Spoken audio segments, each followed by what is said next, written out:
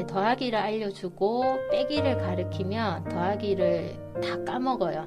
거기다 구구단을 가르쳐주면 머릿속이 이제 다 뒤죽박죽 섞여버리거든요. 지금도 요일을 정해서 하루는 더하기, 하루는 빼기. 근데 둘째한테 또 신경을 쓴다고 큰애한테 또 신경을 쓸 여력이 없었고 그러니까 이게 양옆으로 진짜 둘을 잘 케어하지 못한 그런 죄책감이 늘 많이 들었던 것 같아요. 안녕하세요. 세상에는 다양한 형태의 가족들이 있습니다. 저희들은 그 다양한 가족들 중 경계선 아이들을 키우고 있는 엄마들인데요.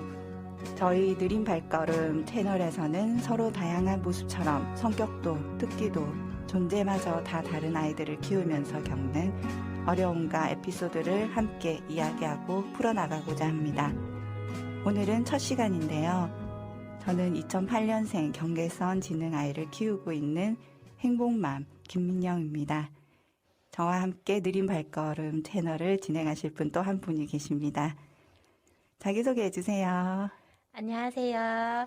어깨도 쫙, 가슴도 쫙, 마음도 쫙, 얼굴은 활짝, 4월에는 화이팅 하세요. 저는 12세 지적장애 상급 남자아이를 키우고 있는 백호맘입니다. 저희 아이가 태어나 2010년이 60년 만에 돌아온다는 백호랑이의 해였습니다. 기환 백호띠라 이 해에 태어난 아이가 잘 된다는 속설도 있다고 해요. 저는 이 속설을 사실이길 바라봅니다. 그래서 느린 발걸음 채널에서 저의 닉네임을 백호맘으로 부르기로 했습니다. 서툴지만 저희 채널 애청자분들이 한 분, 두 분 늘어나길 바라며 최선을 다하겠습니다. 저희 백호맘 너무 반갑습니다. 밖에 아닌 스튜디오 안에서 이렇게 보니 저도 긴장이 되는데요. 많이 긴장되시죠? 네. 편안하게 아이들 이야기, 고민들 푼다 생각하고 여기서 이야기해보면 될 것 같습니다. 저는 조금 부족하고 느린 아이를 통해서 행복이 무엇인지, 가족이 어떻게 살아야 되는지 깨닫게 해주었기 때문에 행복맘이라고 지었거든요. 백호맘이 지어주셨잖아요. 네. 되게 마음에 들어서, 저도 사실은 아이 키우면서 정말 이 아이를 통해서 행복이 어떤 건지 정말 깨닫게 됐거든요. 우선 많은 사람들이 경계선 지능이라고 하면 다들 생소하실 텐데, 백호맘이 좀 알려주세요. 네, 우리가 흔히 알고 있는 지능 검사, 웩슬러 검사에서 70 이하는 장애인, 85 이상을 일반인이라고 하며, 일반인과 장애인 사이의 지능을 가진 71에서 84 사이의 사람들을 경계성 지능인이라고 합니다. 장애의 특징과 범위도 넓듯이 이 아이들도 다양한 특징이 있는데요.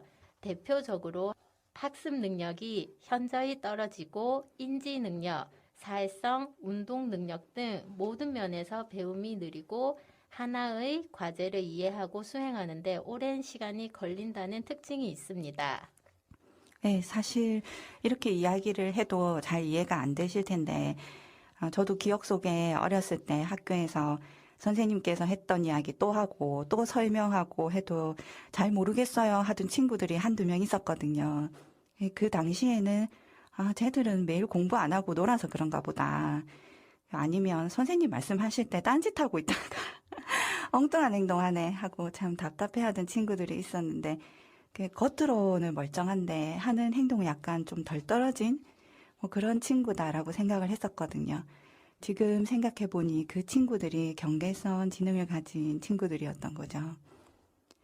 여기까지 이야기를 듣고 내 주변에도 그런 아이가 있었는데 아니면 나도 그런데 라고 생각하시는 분들이 계실 텐데요.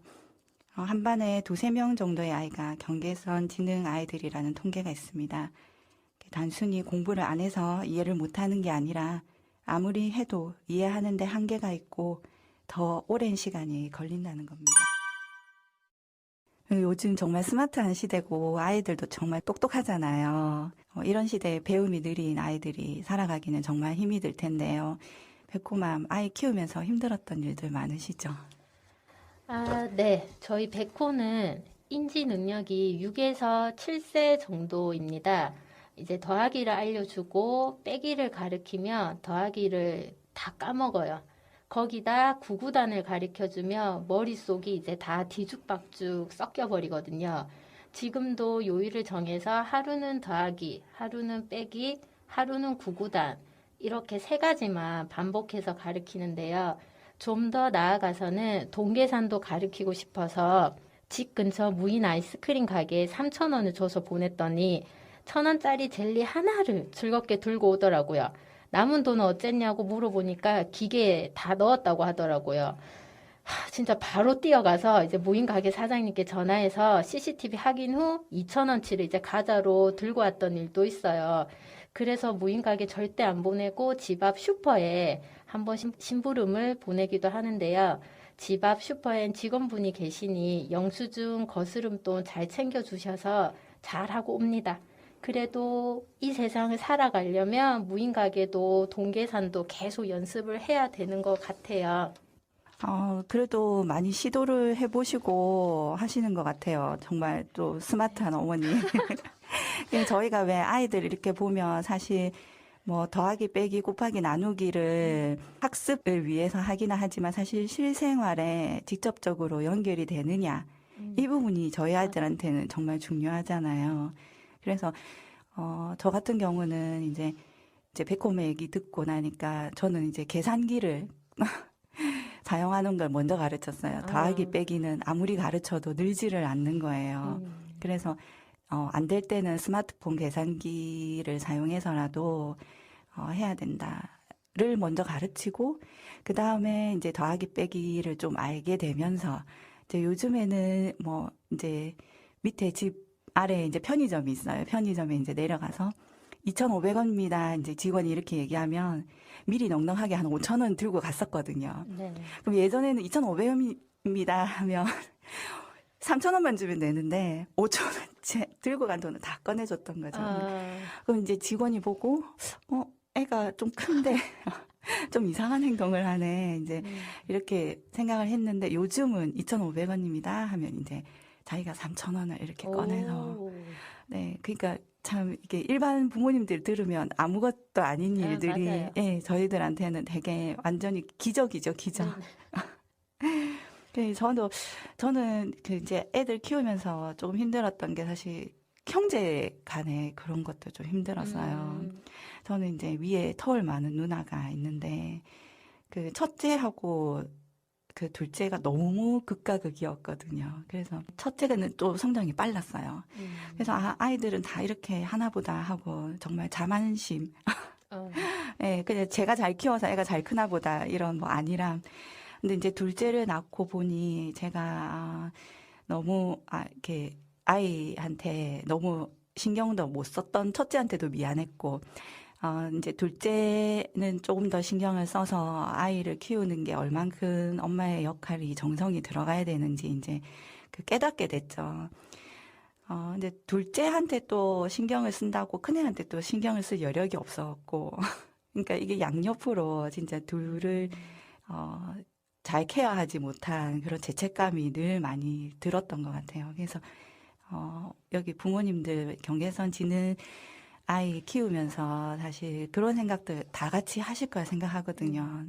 다른 아이한테 신경을 더 많이 못 써주고 아무래도 그래서 그런 거에 너무 또 죄책감 갖지 마시고 잘 하고 계신다 이런 얘기를 좀 용기를 좀 드리고 싶고 좀 이렇게 위로를 해드리고 싶은 마음이 좀 들기도 합니다. 그 아이 키우면서 혹시 힘들었던 어떤 경험, 에피소드 저 같은 경우는 저한테 되게 힘들었던, 지금도 잊혀지지가 않는 게 거의 충격이었어요. 그래서 우리 아이가 왜 눈 마주침이 잘 안 되잖아요. 맞아요. 예, 그리고 사람들한테 인사해라. 이렇게 하는 것도, 그러니까 어린이집을 3년을 다녔던 선생님한테도 매일 아침 가서 인사를 하는 게 힘들 정도로 그랬었는데, 이제 마을버스를 타고 이제 가는데 버스에 같이 탔던 이제 모르시는 이제 할머니 분이 아이가 이제 귀여우니까 한 대여섯 살 정도 됐던 것 같아요. 아이고 귀엽네. 니 몇 살이고. 근데 아이가 고개를 푹 숙이고 이제 대답을 안 하니까 눈도 피하고 당연히 눈 마주치면 안 되니까 눈을 피하겠죠. 네, 그래서 네. 이제 제가 대신 아이는 6살이에요. 이제 이렇게 얘기를 하고 했더니 그래 이러면서 근데 다른 애가 또 있었어요. 버스 안에. 아이고 니는 몇 살이고 그러니까 그 아이가 참 똘똘하더라고요.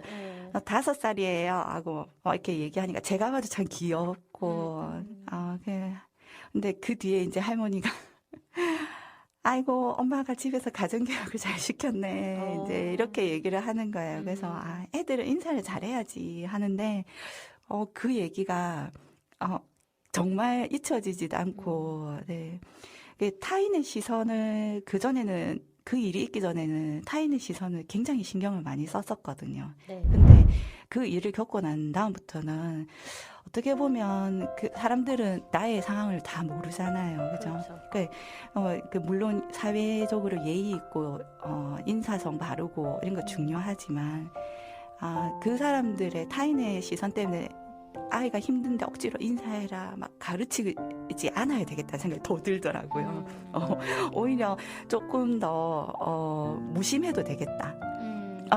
그래서 아이가 좀 편안해졌을 때 인사하는 것도 가르치고 대신에 그 욕은 내가 다 받아야지. 맞아요. 제가 잘 못 가르쳐서 그렇다. 그러니까 그 사람들이 그렇게 생각을 하고 제가 욕바지가 돼야 되겠다. 그래서 내가 더 강해져야 되겠다. 일일이 다 아이가 세상에 이렇게 우뚝 서기 전까지는 내가 그 세상의 바람막이가 되어줘야 되겠다는 생각이 들더라고요. 그래서 그때 그 일을 지금도 잊혀지지 않고 그래서 주변에 이렇게 그러신 분들도 또 많이 계시거든요. 사실 어르신들 아이들 귀엽다고. 근데 한 번쯤은 우리 지하철에서도 이런 일 많잖아요. 버스 간에서. 맞아요. 예. 그러니까 아이가 이렇게 만약에 인사를 안 한다 하더라도 그래 그럴 수도 있지. 그럴 수 있지. 이렇게 좀 생각을 해 주셨으면